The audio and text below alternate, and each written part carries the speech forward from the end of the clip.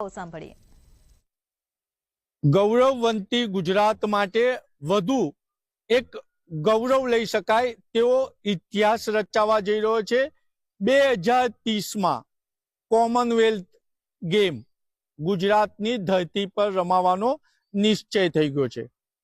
ત્યારે સવાલ સાથે ગૌરવની બાબત એ પણ છે કે શું કોમનવેલ્થ ગેમ રમાડવા માટે ગુજરાત તૈયાર છે?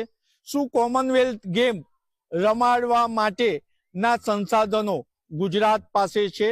શું કોમનવેલ્થ ગેમ ગુજરાતમાં રમાશે ત્યારબાદ ગુજરાતમાં શું પરિવર્તન આવશે?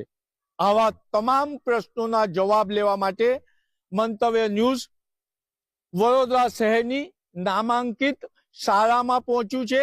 આ સ્ક્રીન પર જોઈ રહ્યા છો એ સ્પોર્ટ ટીચર છે અને સ્પોર્ટ્સમાં ખાસ રુચિ ધરાવતા પ્રિન્સિપાલ પણ છે, સાથે બાળકો પણ છે.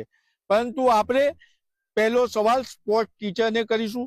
શું કહો છો, કોમનવેલ્થ ગેમ 2030માં ગુજરાતમાં રમાવાની છે, ગુજરાત એના માટે તૈયાર છે? ડેફિનેટલી તૈયાર છે.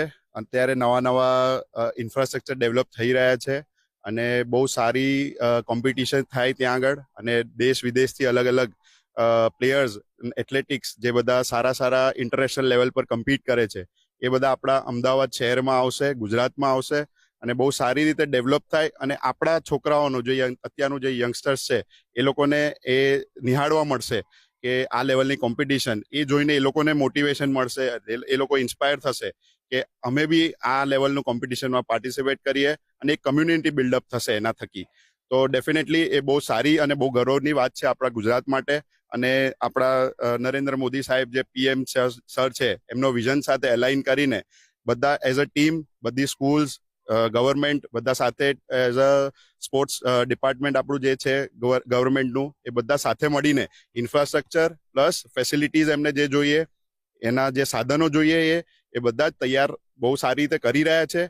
અને ફ્યુચરમાં બી આગળ ઓલિમ્પિક ગેમ્સ ને એ બધા માટે આપણે દાવેદાર થઈએ. અને સ્પોર્ટ્સ હબ જે આપણે અમદાવાદમાં બનાવી રહ્યા છે, આ ગ્લોબલ સ્પોર્ટ્સ હબ બનાવવા માટે આપણે આ જ વસ્તુને નાના લેવલ પરથી, ગ્રાસરૂટ આપણા સ્કૂલ લેવલથી ચાલુ કરીએ છીએ. અમે લોકો અહીં આગળ 3 વર્ષના છોકરાથી નર્સરીથી અમે લઈને સ્પોર્ટ્સમાં ડેવલપ કરવાનું અમે પ્લાનિંગ ચાલી રહ્યું છે ઓલરેડી. અને અમે અત્યારે કરી રહ્યા છે એ લોકોને ડિફરન્ટ સ્પોર્ટ્સમાં અમે એક્સપોઝર્સ આપી રહ્યા છે એ લોકોને. અને આગળ વધે અને અમારા ત્યાંથી અને આપણા બરોડાની ધરતી પરથી કોઈ પ્લેયર આગળ વધે અને ઇન્ટરનેશનલ કક્ષાએ જાય, એની માટે બહુ જ ભાવના છે. અને એની માટે પ્રયત્ન અમે સ્કૂલ ઇન્ફ્રાસ્ટ્રક્ચર બી અમે આપી રહ્યું છે, સ્કૂલ મેનેજમેન્ટ બી અમને આપી રહ્યું છે.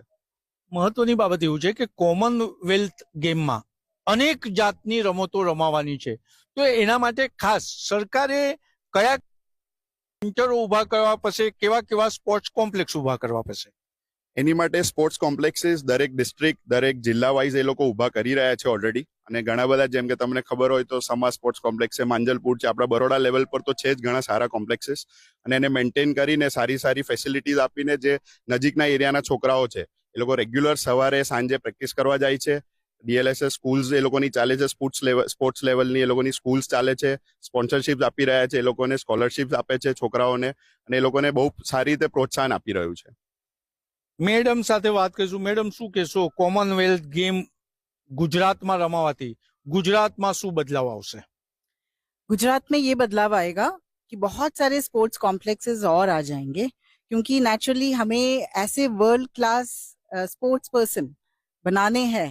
और ये डेफिनेटली एक इंस्पिरेशन है कि जिसमें गवर्नमेंट और स्पोर्ट्स कॉम्प्लेक्सेस तैयार करेंगे और बच्चों को प्रोत्साहन मिलेगा और बच्चे जो ट्रेन होंगे इसके लिए, और गुजरात डेफिनेटली ज्यादा अपना कंट्रीब्यूशन देगा और हमें वर्ल्ड क्लास जो प्लेयर्स हैं और ज्यादा मिलेंगे. मुझे लगता है इससे ये एक फायदा जरूर होगा गुजरात को.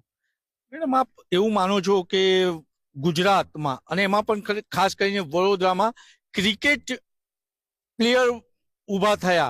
વડોદરામાં દરેક કોઈ બી ટીમ હોય ક્રિકેટની, એમાં વડોદરાનો એક પ્લેયર હશે. અન્ય રમતોમાં ક્યાંક ને ક્યાંક વડોદરા પાછળ રહી ગયું છે. તો આ કોમનવેલ્થ ગેમ રમાશે, એનાથી વડોદરામાં ફૂટબોલ, ખોખો, हॉकी જેવી રમતમાં પણ પ્લેયરો મળશે એવું લાગે છે? यस, क्योंकि गवर्नमेंट ये जरूर कोशिश करेगा, बिकॉज कॉमनवेल्थ गेम्स इस बार गुजरात में है, तो नेचुरली हमें ये फोकस करना है हमारे प्लेयर्स को. तो डेफिनेटली गवर्नमेंट की तरफ से ये जरूर होगा कि हम और ऐसे अच्छा इंफ्रास्ट्रक्चर, ऐसे सपोर्ट दे हमारे प्लेयर्स को कि अभी हमारे जो टीम में शायद 1-2 है गुजरात में, बट डेफिनेटली और ज्यादा प्लेयर्स ये टीम में शामिल होंगे। उसके लिए ट्रेनिंग, उसके लिए जो भी चाहिए, I think government will definitely वो काम करेंगे। तो ये हम होप करते हैं कि ये जरूर होगा। एक एडवांटेज ये हमें मिलेगा कि हमें और अच्छे प्लेयर्स मिलेंगे बिकॉज कॉमनवेल्थ गेम्स ये बार हमारे अहमदाबाद में होगा, गुजरात में।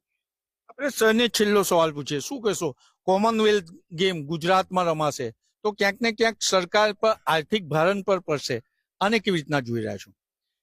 ડેફિનેટલી જે 2010માં જે આપણી નેગેટિવ ઇમ્પ્રેશન થઈ હતી, ઓર્ગેનાઇઝ સારી રીતે નહોતું કરી શક્યા, અને અત્યારે આપણી પાસે બધું જ ડેવલપમેન્ટથી લઈને બધા સ્પોર્ટ્સ મેનેજર્સ બહુ બધા છે આપણી પાસે, અને ગવર્મેન્ટ બહુ સારી રીતે મેનેજ ટીમ બિલ્ડઅપ કરી રહી છે આખું એ ઓર્ગેનાઇઝ કરવા માટે.